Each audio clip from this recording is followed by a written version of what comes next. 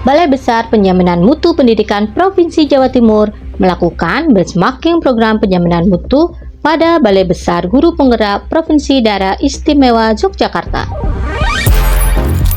Kegiatan ini dimulai pada hari Rabu sampai dengan hari Jumat pada tanggal 13 sampai 15 Desember 2023. Perkenalan tim BPPMP Provinsi Jawa Timur disampaikan oleh Bapak Joni Setiawan selaku Kapokja 1 kepada BBGP DIY. Kemudian dilanjutkan dengan tujuan benchmarking. Tim agar lebih fokus pada bagaimana pengangkatan kepala sekolah maupun pengawas dari guru penggerak. Diskusi menambah serunya kegiatan dengan berbagi pengalaman antar instansi. Jawa Timur mungkin lebih baik ya kalau secara data ya. Secara data kami tadi kan 10% yang dari kami alhamdulillah di malam saya cek masih sudah 22% sekitar.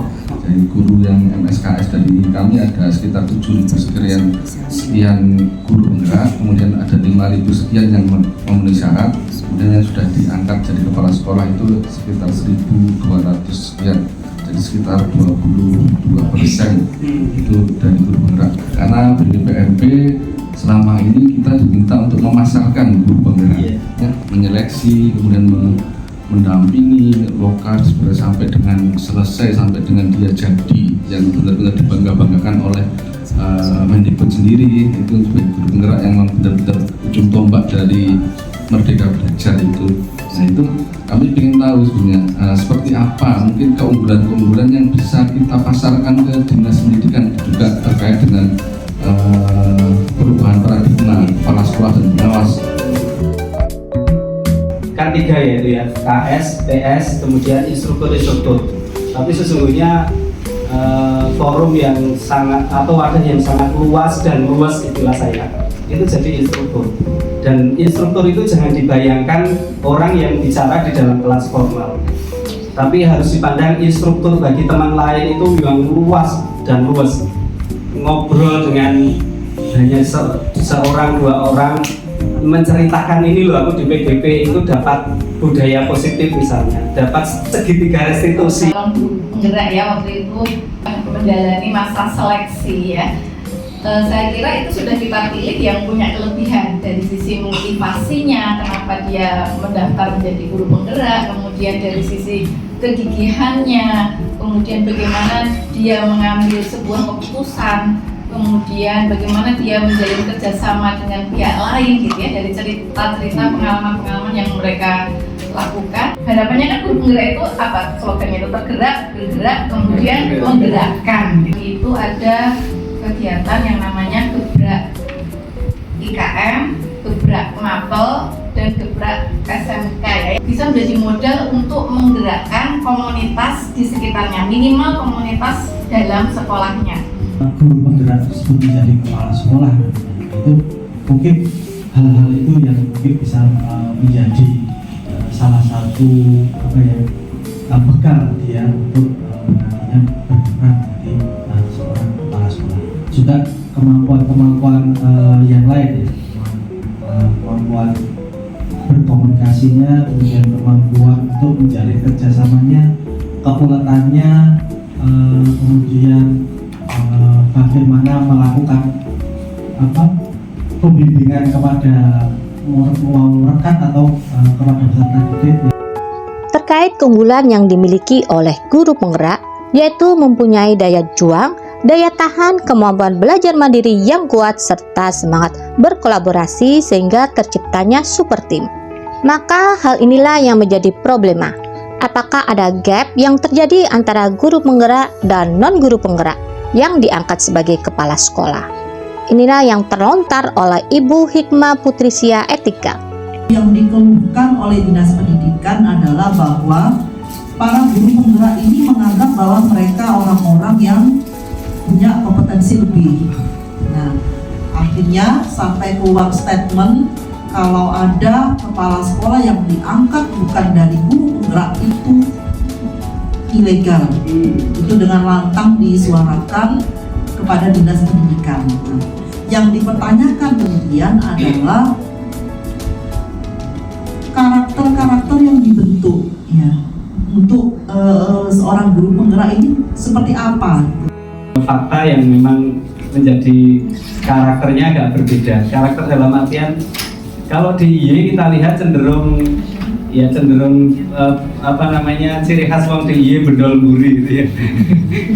Nggak terlalu kelihatan, mungkin punya ambisi tapi nggak terlalu dikelihatan ya. Monggo silahkan jenengan riyen dan sebagainya. Kita di faktanya di antara teman-teman guru penggerak sendiri itu sudah ada yang mulai luntur semangatnya, bahkan loss dan sebagainya. Nah itu siapa lagi yang akan ngerangkul kembali kalau bukan jenengan yang sekarang semangatnya masih tetap terjaga.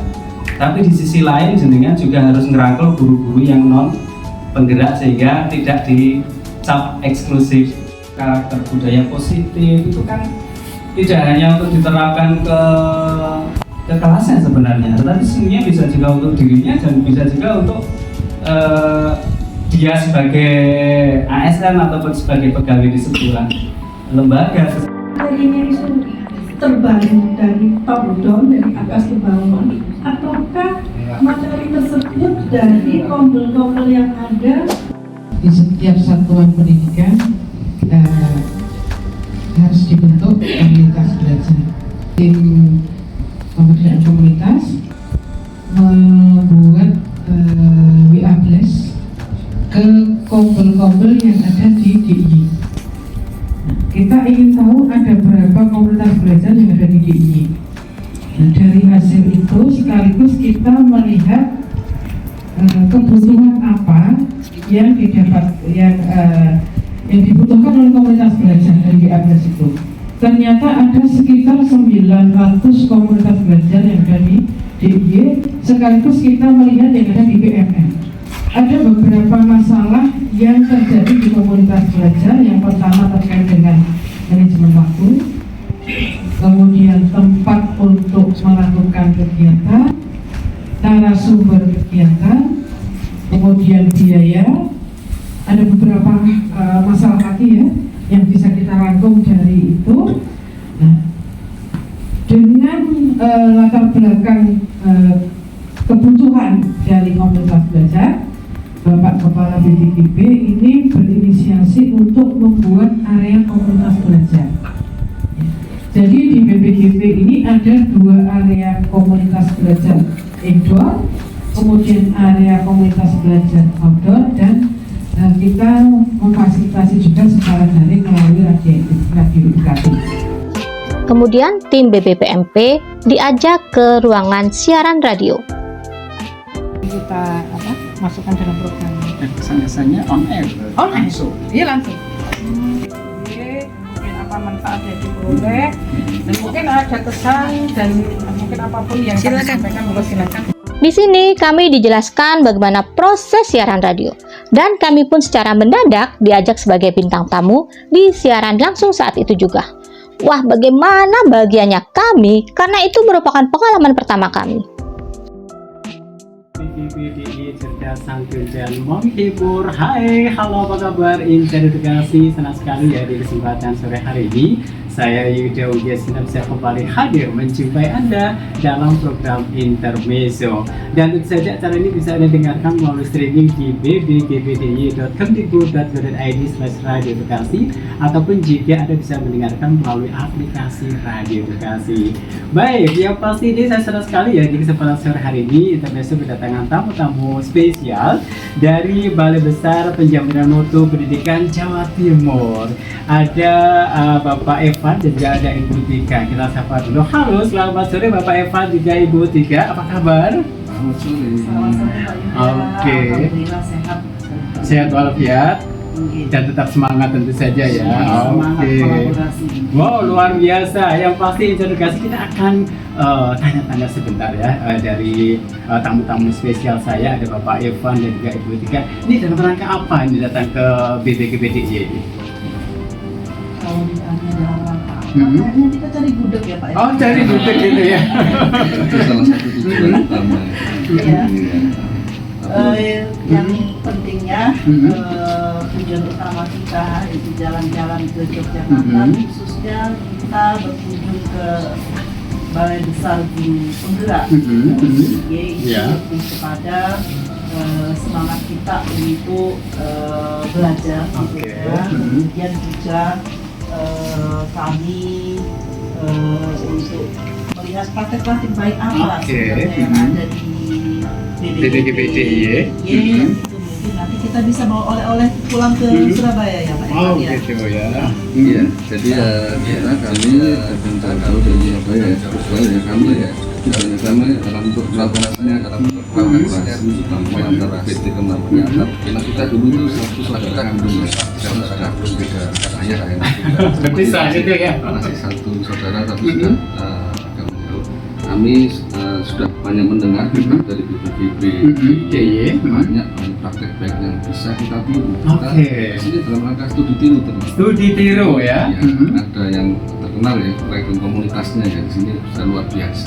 Kami ingin bisa mencontoh dan juga bisa memberikan masukan mungkin karena ada dari kami juga kami akan mendiseminasikan ke teman-teman kami di Oke. Oke. Ini pesan-pesannya seperti apa ini? Kalau pesannya tentu yang pertama sangat menyenangkan bisa hadir di BPGP DIG ya. Banyak hal-hal baru, tentunya teman baru juga tambah gitu. Yang tadi tidak kenal jadi kenal. Yang jelas ini menjadi pengalaman berharga buat kami. Oke, bye-bye. Pesannya yang pertama keramahannya dari pertama kami datang kemudian disambut Seperti penyiarnya ramah nggak sini? luar biasa. Boleh dipinjam nanti. Iya, kemudian tempatnya juga bersih, rapi, tertata, Jelas sejuk ya Pak Irfan, ya. Oke. fasilitasnya lengkap, orangnya SDM-nya juga luar biasa. Di sini kita lihat bahwa semangatnya dalam mendidik, memberikan ilmu dan juga tanpa pamrih ya, kita lihat ya, itu sangat luar biasa dan banyak yang bisa menginspirasi kami, yang bisa kami bawa sebagai oleh-oleh kepada instansi kami. Oke, baik, luar biasa. Oke, thank you untuk kehadirannya di kesempatan siang hari ini, Bu Tika juga Bapak Irfan. Mudah-mudahan di lain kesempatan kita bisa bertemu lagi, bisa berkolaborasi lagi. Radio Edukasi, cerdas, santun, dan menghibur.